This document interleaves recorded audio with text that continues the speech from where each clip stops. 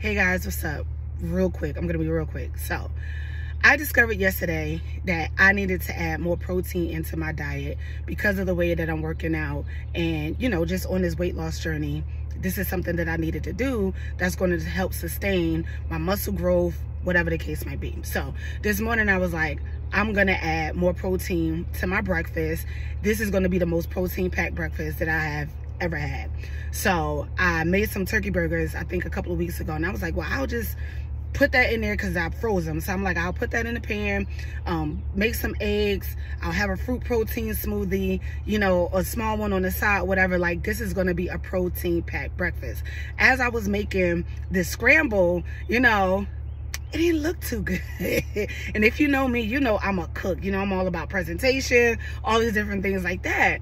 But in my mind, I said, I honestly don't have time to worry about whether or not it looks good.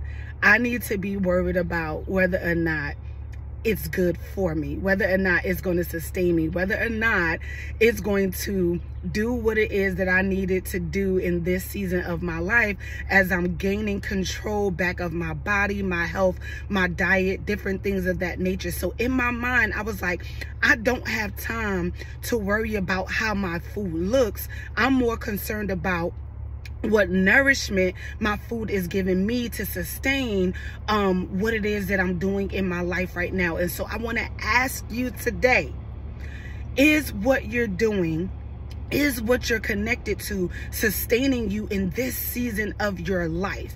Or are you just with it, doing it for the way it looks? And we all know this, right? We all know that just because something looks good does not necessarily mean that it's good for you. And this is your daily reminder today, right?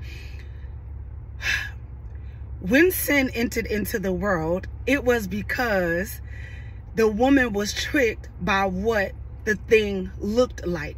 The Bible says in Genesis, I think the 2nd or 3rd chapter, it says she saw that it was pleasing to her eye. And although it was pleasing to her eye, it was not pleasing to her soul. It was not pleasing to the thing that God wanted to do in their life. It was not going to sustain the plan of God and what he originally had intended for her and her husband. And for all intents and purposes, some of us are still entertaining things because it nourished us in one season.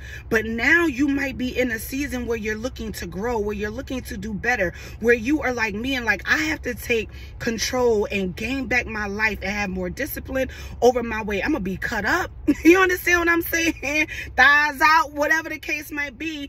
And you're in a season where you're trying to grow, where you're trying to do better, where you're trying to make something of yourself and, you know, just be happier or whatever the case might be.